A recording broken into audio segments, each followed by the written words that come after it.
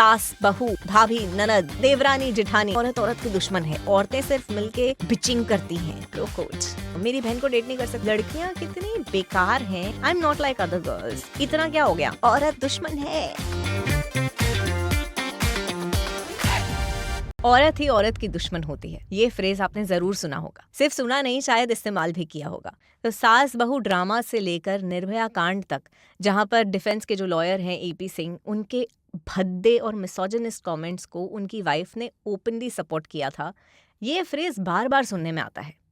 तो आइए आज के वीडियो में जानते हैं कि कितनी सच्चाई है इस फ्रेज में, ये क्यों यूज़ किया जाता है, किन कॉन्टेक्स्ट में यूज़ किया जाता है, और क्या ये फ्रेज सच में हमारे लिए हेल्पफुल या इफेक्टिव है। तो लेट्स डाइव इन।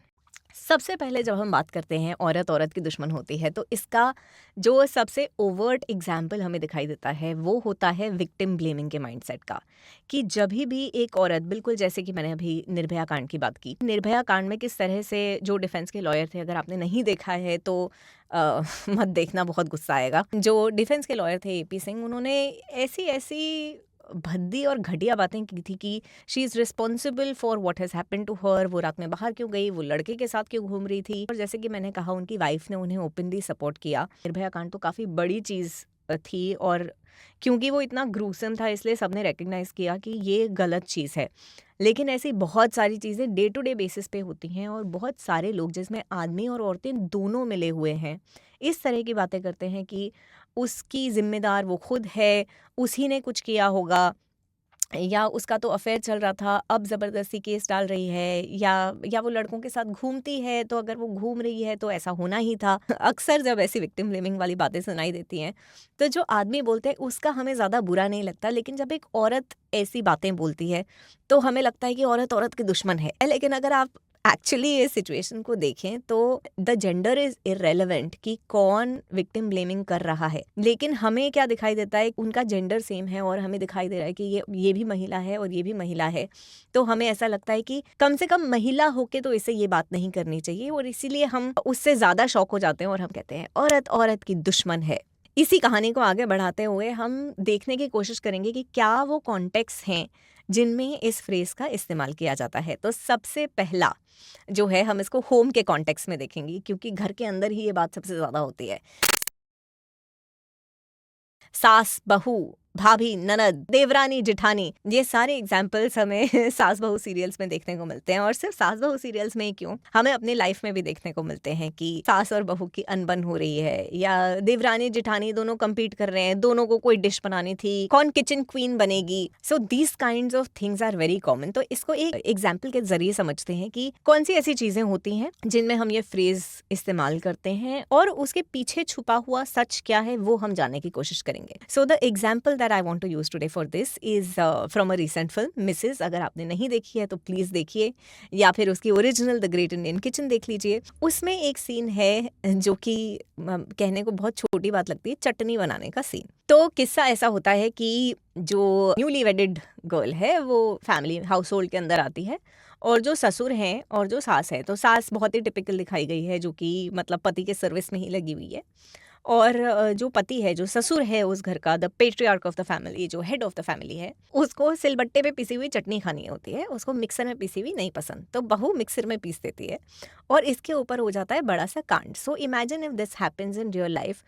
अब वो लड़की कह रही है कि मुझे चटनी नहीं पीसनी, let's say for whatsoever reason, और क्योंकि मैंने सिलबट्टे पे चटनी एक्चुअली पीसी हुई है, मुझे ये भी पता है कि वो करने से बीच बीच में कभी हाथ में मिर्ची भी लगती है। ये इतना बड़ा मुद्दा है नहीं, बट ये चर्चा क्यों हो रही है, is not just about the chutney, it's about many other things.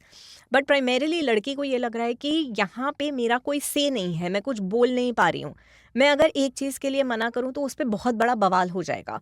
और सास ये सोच रही है कि ये क्यों नहीं कर सकती। अब सास अगर उससे चटनी बनवाने में सफल नहीं रहेगी, तो ससुर वहाँ पे कहेगा कि मुझे इस घर में चटनी भी नहीं मिल सकती, मैं खाना खाना छोड़ दूंगा। अब इस सिचुएशन में अब एक हस्बैंड भी है, हस्बैंड भी सोच रहा है कि अरे यार, पापा इतने सालों से चटनी खा रहे हैं और वो सिलबट्टे की ही चटनी खा रहे हैं, तो कोई बना देना, इस पे बवाल क्यों हो रहा है, 5 मिनट लगते हैं। बात सही है कि 5 ही मिनट लगते हैं, but the question is, the expectation is only from the woman.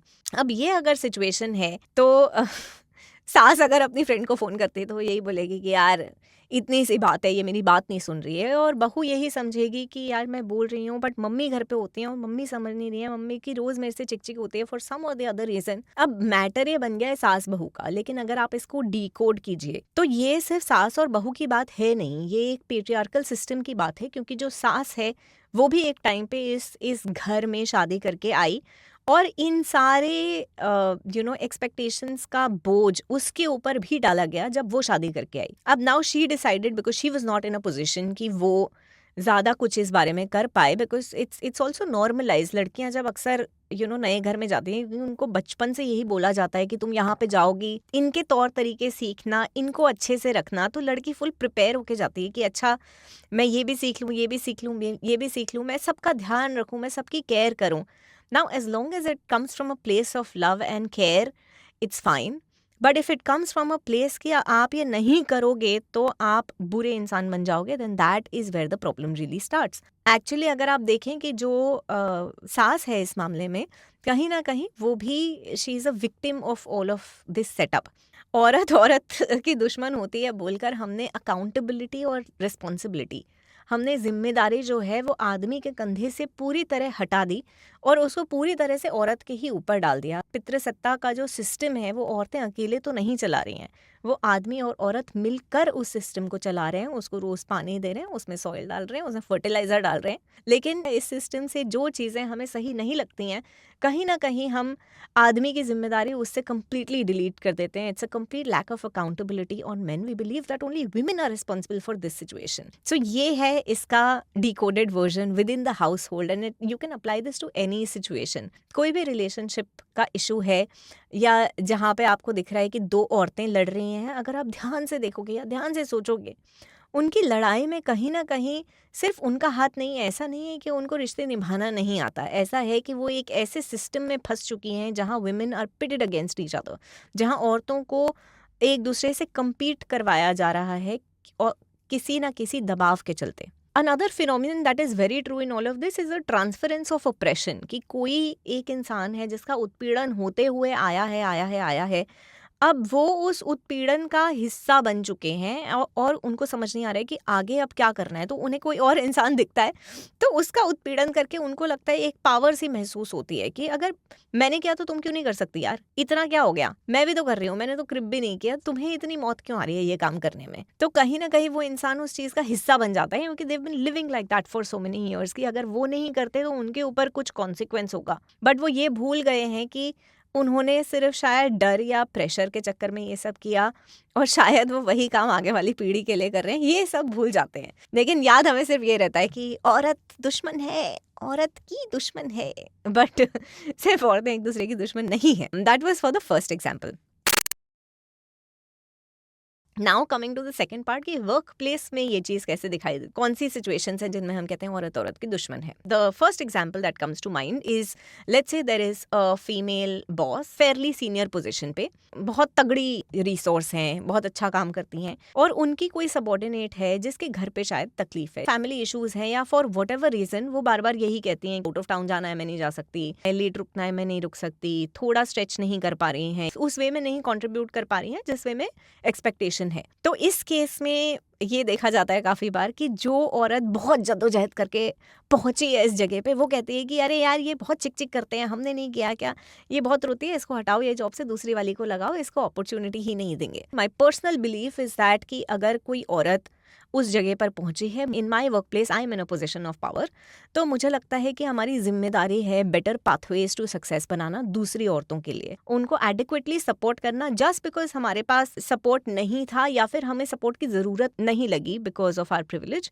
इसका मतलब ये नहीं है कि हम सबसे एक्सपेक्ट करें कि मैं कर सकती हूँ तू क्यों नहीं कर सकती। It's a very tone deaf attitude to have, because कहीं ना कहीं आप जहाँ पर भी हो, आपकी सक्सेस के लिए बहुत सारे लोग रिस्पॉन्सिबल हैं जिन्होंने शायद आपको मल्टीपल वेज में सपोर्ट किया है। बट इससे सिर्फ यही दिखाई देता है कि आप कितने सेल्फिश हो, कि आपको पता ही नहीं है कि आपकी सक्सेस में कितने लोगों ने कंट्रीब्यूट किया, और आप सब कुछ एट्रीब्यूट कर रहे हो खुद को कि मैं इतनी सही हूँ कि मैं यहाँ तक पहुँच गई हूँ, विदाउट एक्नॉलेजिंग कि जो आपके सर्कमस्टेंसेस थे या जो जिन लोगों ने आपको सपोर्ट किया उसका इसमें कितना बड़ा हाथ है। तो मुझे तो लगता है कि लोगों की जिम्मेदारी है ये करना। बट इस फ्रेज की जब हम बात करते हैं, it's not right, because again what we are doing is we are attributing कि जो जिम्मेदारी है ये चीज़ करने की या सुधार लाने की, वो सिर्फ और सिर्फ औरत की है, और अगर वो ना करे तो वो दुश्मन है। पूरी दुनिया में board positions are held by majority of men. Similarly CXO positions या लीडरशिप पोजीशंस पूरी दुनिया में आर हेल्ड बाय मेन। तो अगर लॉजिकली देखा जाए तो men are in a better position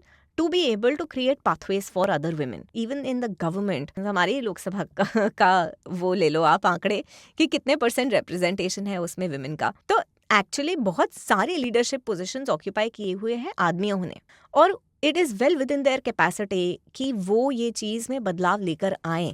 ये जितना आसान आदमियों के लिए करना है औरतों को सपोर्ट करना, उतना आसान शायद औरतों के लिए नहीं है। तो it's probably easier for men to be able to support women than women. लेकिन फिर से हमें कहीं ना कहीं ये लगता है जब हम देखते हैं औरतों को पिटेड अगेंस्ट विमेन की औरत की दुश्मन है। हम कभी ये नहीं सोचते कि यार वो औरत भी शायद लगी पड़ी है अपनी नौकरी बचाने के लिए या अपना कुछ देखने के लिए, शायद उसके बस में नहीं है, बट आदमी भी तो है वहाँ पे।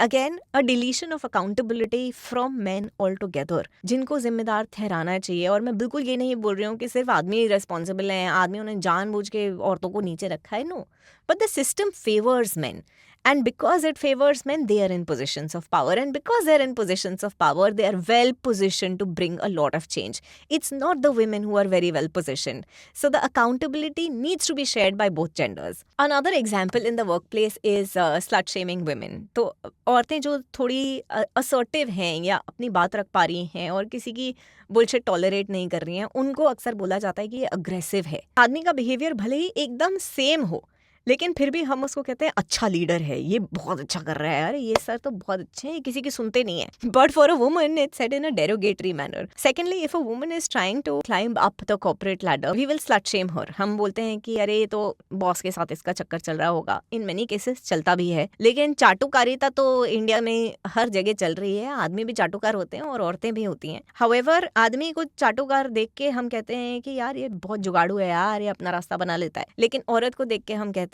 चरित्रहीन है, ये ऊपर चढ़ने के लिए कुछ भी कर सकती है। मेरा पर्सनल ओपिनियन तो इसमें ये है, आई हैव सीन आदमियों को बहुत गुस्सा आता है कि very hard working man are not getting promoted because the boss will have a girlfriend in the office, और सारे प्रमोशन उसी को मिलेंगे। और सारे आदमी बहुत गुस्सा होते हैं ऐसी औरतों से कि ये अपने सेक्सुअलिटी को यूज करके she is trying to climb up the corporate ladder. I still feel कि अगेन इसमें हम अकाउंटेबिलिटी आदमियों से कंप्लीटली डिलीट कर रहे हैं। अगर कोई आदमी ऐसा आदमी है या वो ऐसा लीडर है कि वो एक इंसान को सिर्फ इसलिए प्रमोट कर रहा है कि they are sleeping with them, या उनकी सेक्सुअलिटी देख के वो उनको प्रमोट कर रहा है, तो एक्चुअली वो आदमी घटिया है। It's not the woman's fault, the woman is trying to make her way in a world that is essentially a man's world. तो मैं ये नहीं बोलूँगी कि उसका एक्शन सही है, बट अकाउंटेबल तो आप दोनों को ठहराइए ना। आप कहते हैं कि बॉस बहुत सही है लेकिन ये औरत घटिया है। Why are workplaces designed in a way कि औरतों को ऊपर चढ़ने के लिए कुछ दूसरे पैंतरों का इस्तेमाल करना पड़ रहा है। अगर आप वो if you make it impossible, अगर वर्क प्लेसेस खुद ही एथिकली डिज़ाइंड हों कि वहाँ पे ये करने का मौका ना मिले, तो कोई इसको मिसयूज़ नहीं कर पाएगा, चाहे वो आदमी हो चाहे औरत। थर्ड एग्जाम्पल हम देखेंगे विद इन रोमांटिक रिलेशनशिप्स। इसका सबसे इंपॉर्टेंट एग्जाम्पल जो मन में आता है दैट इज ऑफ चीटिंग। कि अगर एक आदमी है जो कि मैरिड है और उसका अफेयर चलता है किसी और औरत के साथ, तो भी हम यूजुअली ये कहते हैं कि ये कैसी औरत है, ये एक दूसरी औरत का घर तोड़ रही है, इंस्टेड ऑफ थिंकिंग कि वो आदमी भी तो अपना ही घर तोड़ रहा है। इनफैक्ट जो अपना घर तोड़ रहा है, I feel that they should be more accountable, right. जो बाहर वाली है उसको क्या पता इनके घर में क्या चल रहा है, वो उसको दे दी होगी कोई सिंपैथी वाली स्टोरी कि मेरी वाइफ ऐसी है, उसका दिमाग खराब है, वो मेरा बहुत जान खाती है। Actually both parties are equally responsible, but even in this situation to say कि औरत की दुश्मन है, again do you see the pattern कि अकाउंटेबिलिटी जो है आपने आदमी से बिल्कुल हटा दी है। वो डन, it's not their job at all, it's just women's job to protect everything. अगर हम दो डिसेबल्ड लोगों को देखते हैं और हम देखते हैं कि एक दूसरे के लिए कुछ अच्छा नहीं कर रहा है, तो हमारा ब्रेन ऐसा वायर्ड है कि हम उसको immediately we look at it as to disabled people and think कि डिसेबल्ड होकर भी दूसरे डिसेबल्ड का सपोर्ट नहीं कर रहा है। in life I feel we need to move away from this business of identity and start looking at people like people, कि जो इंसान है उसको देखें हम बिना उसके जेंडर के, बिना उसकी रेस एथनिसिटी, बिना उसके कास्ट के। नहीं तो हम इसी में फंसे रहेंगे कि जो दलित है ना वही दलित के सपोर्ट करे, जो आदमी है वही आदमी का सपोर्ट करे, जो औरत है वो औरत का ही सपोर्ट करे, जो डिसेबल्ड है वो डिसेबल्ड का ही सपोर्ट करे। आप देख रहे हो इसमें कितनी मार्जिनलाइजेशन हो जाएगी, क्योंकि जो लोग तादाद में कम हैं, जो ऑलरेडी ऑप्रेस्ड हैं, जिनके लिए दुनिया बनी नहीं है, अच्छी से डिजाइन नहीं है, उन पे हम जिम्मेदारी डाल रहे हैं कि अपने लोगों का ना तुम देखो कि अपना पराया क्या होता है। मतलब वैसे तो हम टीवी पे डिबेट में जा जाके बोलते हैं वसुदेव कुटुंबकम, the whole world is a family, लेकिन हमारे बिहेवियर में या हम जो बातें करते हैं उसमें ये रिफ्लेक्ट नहीं होता। उसमें हम बहुत क्विक होते हैं ये बोलने कि ये औरत है, ये आदमी है, इसका ये कास्ट है, इसका। In this context as well, even in romantic relationships, हम यही सोच रहे हैं कि अकाउंटेबिलिटी जो है या जिम्मेदार जो है वो आदमी किसी भी चीज़ का नहीं है। इस पूरे मामले में औरत ही जिम्मेदार है, वही औरत को नीचे खींच रही है, नीचे गिरा रही है। जबकि सच ये है कि पितृसत्ता हम सबको नीचे गिरा रही है, ना कि औरतें। Coming to the last category of context, अब हम देखेंगे कि फ्रेंडशिप्स में ये फ्रेज किस तरह से इस्तेमाल होता है। तो फ्रेंडशिप्स में एक बहुत ही न्यू एज फिनोमिनन है जिसे कहते हैं पिक मी गर्ल्स, जो कि रहा तो है पहले टाइम से। मतलब जब मैं छोटी थी तभी भी ऐसी लड़कियां दिखाई देती थी, लेकिन आज उनका एक नाम है। एज ऑलवेज मीम कल्चर हर चीज को एक नाम दे देता है। So there is something called pick me girls. So pick me girls is a category of girls जो कि सोचती हैं कि लड़कियां कितनी बेकार हैं और मैं दूसरी लड़की जैसी नहीं हूँ। I am not like other girls, I am one of the boys. मुझे ना लड़कों के साथ हैंग आउट करने में ज्यादा मजा आता है। ये लड़कियां जो है देखो ना, मेकअप लगाती रहती हैं, फैशन करती रहती हैं, कितनी बेहुदी हैं ये, कितनी वेली हैं ये, ऐसे क्यों कर रही हैं। So that reflects an internalise misogyny. वो ये कहने की कोशिश कर रही है in order to please men, आदमियों के बीच अपनी जगह बनाने के लिए वो सारी औरतों को एक साथ सोच रही हैं कि ये मेरे जैसी नहीं है, मैं कुछ अलग हूँ, क्योंकि सारी औरतें बेकार सी होती हैं। Pick me girls also try to position themselves as low maintenance. It's as if they are trying to please men, saying कि मेरे लिए तुम्हें कुछ करने की जरूरत नहीं है, तुम्हें अच्छा आदमी होने की भी जरूरत नहीं है, मैं वैसे I am catering to you, मैं तुम्हारी दोस्त बनूंगी फॉर नो राइम और रीजन एक्सेप्ट कि मुझे दूसरी लड़कियां पसंद नहीं है। It again speaks of the internalised misogyny and these girls putting each other down, they do come across as good examples of औरत ही औरत की दुश्मन होती है, क्योंकि वो लड़की होके दूसरी लड़कियों को इस तरह से बोल रही है। But once again we see that this is happening in the context of patriarchy, where लड़की को ये बताया जा रहा है कि तुम्हें अपना अस्तित्व पाने के लिए एक्सेप्टेंस चाहिए किसी आदमी से जिसकी वो कोशिश कर रही हैं। तो बजाय देखने की कि वो क्या कर रही हैं, हमें ये भी देखना पड़ेगा कि वो ऐसा क्यों कर रही हैं।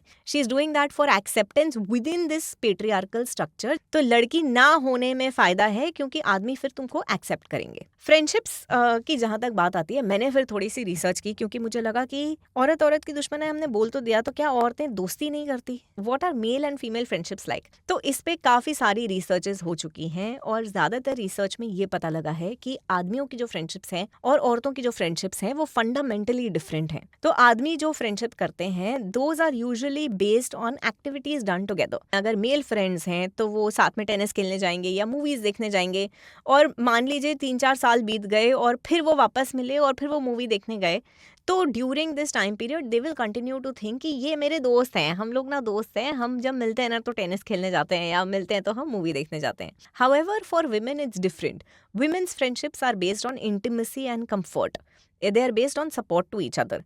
तो लड़कियां अगर एक दूसरे से फ़ोन पे बात करके निजी बातें ना करें कुछ साल, जैसे मान लीजिए एक कॉलेज चली गई है, कहीं और चली गई, तो women stop thinking of them as friends, क्योंकि उनको फ्रेंडशिप वो लगती है जिसमें वो अपनी इंटीमेट बातें शेयर कर पाएँ। तो फंडामेंटली ऐसा पाया गया है कि girls friendships are more intimate but they're also more fragile, because अगर बीच बीच में कुछ तनाव आए या वो सर्कमस्टेंशियली थोड़े सेपरेट हुए तो उनकी दोस्ती टूट जाएगी। फ्रेंडशिप की बात करते हुए बहुत इंपॉर्टेंट है कि लड़कों की फ्रेंडशिप के भी बारे में बात किया जाए। जो मुझे एक ग्लेयरिंग डिफरेंस लगा कि लड़कियां केटर करना चाह रही हैं आदमियों को और लड़के भी चाहते हैं कि उनकी भी गर्लफ्रेंड हो लड़के भी लगे पड़े हैं कि कोई तो लड़की सेट हो जाए। बट लड़कों के केस में दोस्ती में एक बहुत पॉपुलर टर्म है जिसका नाम है ब्रो कोड।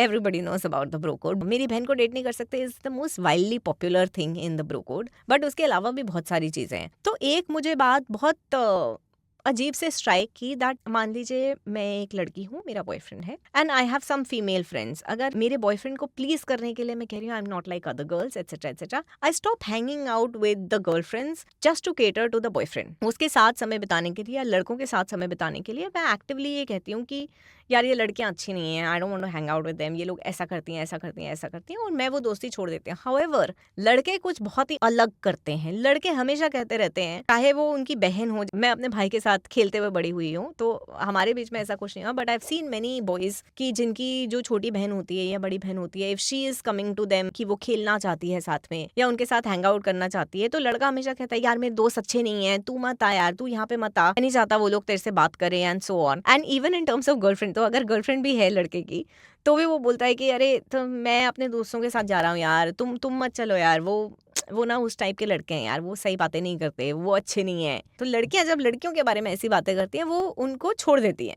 लेकिन लड़के जब लड़कों के बारे में ऐसी बातें करते हैं तो वो उनके साथ दोस्ती करते रहते हैं। वो कहते हैं कि ये अच्छे नहीं है फिर भी उन्हीं के साथ रहते हैं।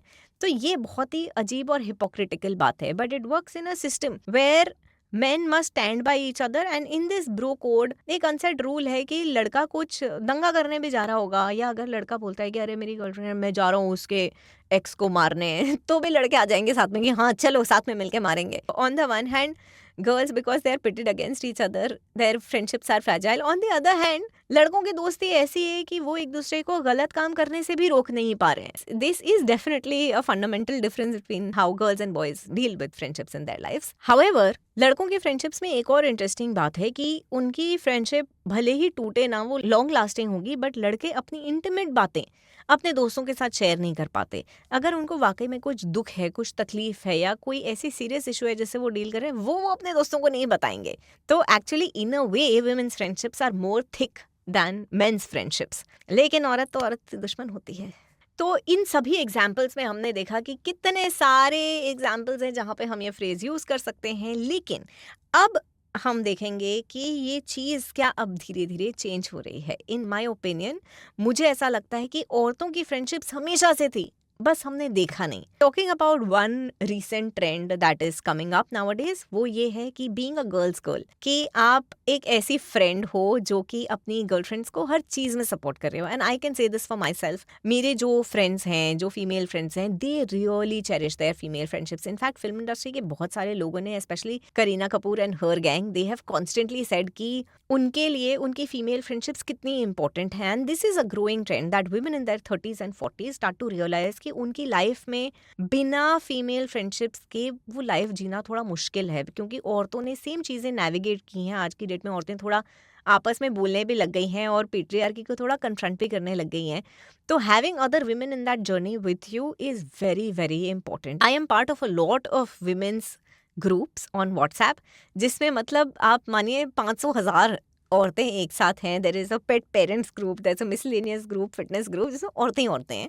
And it is very very nice because every other day वो व्हाट्सएप ग्रुप्स में ना बहुत ज़्यादा मैसेजेस आते हैं, बट हर किस्म के, कि मुझे अभी यहाँ जाना है, मैं फ्रिज कौन सा लूँ, या मुझे जॉब चाहिए, या मेरे साथ ऐसा हुआ, या even sexual assault stories where women, I have really seen them come together and uplift each other. So it is a changing trend. So in my life I can say कि काफ़ी ज़्यादा instances आजकल दिखाई दे रहे हैं जहाँ पे औरत की दुश्मन बिल्कुल नहीं है।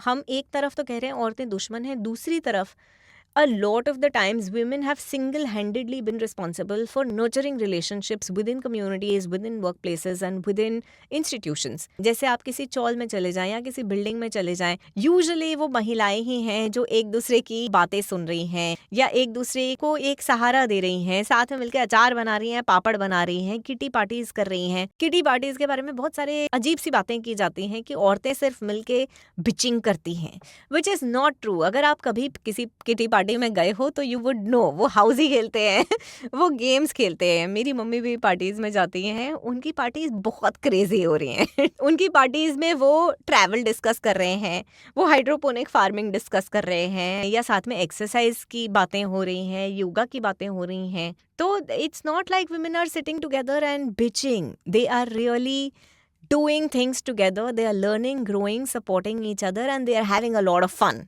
But we don't see these kinds of scenes in men at all. आदमियों के जो सीन्स हमें दिखाई देते हैं, एक तो it's not their fault, right, क्योंकि आधे टाइम तो बेचारे काम पे ही हैं, they have their own challenges. So that's in men's life you only see them कि दो आदमी बार में बैठे होंगे और अकेले बैठ के दारू पी रहे होंगे या अकेले ही जाके दारू पियेंगे। इवन सोसाइटी में जो महिलाएं हमें दिखाई देती हैं, जब हम कहते हैं कि ये चाची टाइप है, ये बुआ टाइप है, तो हम बात उनकी यही करते हैं कि वो they are the moral police of the society, कि वो बोलेंगे कि ये इसके साथ आई थी, ये छोटे कपड़े में आई थी, ये हाँ वो ऐसी बातें कर रही हैं, but that doesn't mean that they don't know how to support each other. वो फंसी हुई हैं पेट्रियार्की के सिस्टम में, जहाँ पे उनको लगता है उन्होंने जो समझौता किया है लाइफ के साथ that is working for them, तो वो अपनी चॉइसेस लोगों पे इम्पोज करती हैं। But we have to understand कि जब महिलाएं ऐसी बातें भी कर रही हैं, they are still serving patriarchy. Another interesting fact is that traditionally longevity, मतलब कौन कितना जीता है, उसका डायरेक्ट रिलेशनशिप होता है हार्ट हेल्थ से और इमोशनल कनेक्शन से और आपके रिलेशनशिप से, कि आप कितने हैप्पी हैं, आपके कितने फुलफिलिंग रिलेशनशिप्स हैं लाइफ में। वो एक डिटरमाइनिंग फैक्टर होता है कि आप कितना जिंदा रहते हो। We all know a lot of research points to the fact कि औरतें आदमियों से ज्यादा जिंदा रहती हैं।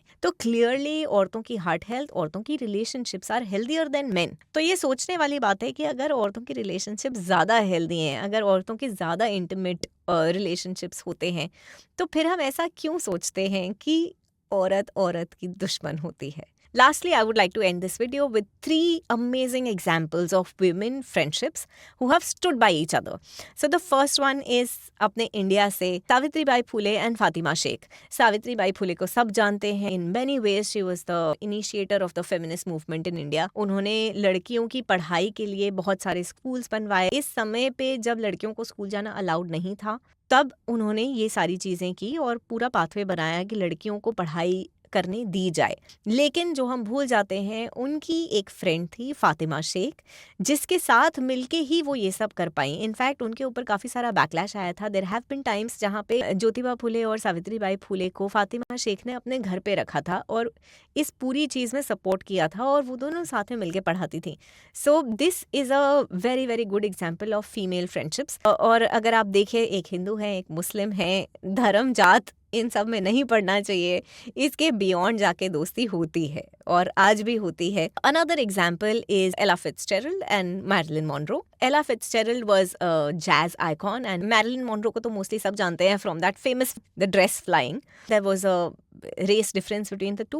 Marilyn Monroe was a white woman, Ella Fitzgerald was a black person. तो उनके साथ काफ़ी सारा डिस्क्रिमिनेशन होता था जब ये शुरू में गाना गाना चाहती थी। And there was a particular club जहाँ पे इनको एंट्री नहीं दी जा रही थी गाने के लिए, simply because of her race. और मैरिलिन मोनरो तब इतनी बड़ी स्टार थी, उन्होंने वहाँ पर फोन करके कहा कि अगर आप इनको गाने का मौका देंगे तो मैं यहाँ पे आगे फ्रंट रो सीट रोज बुक करूंगी।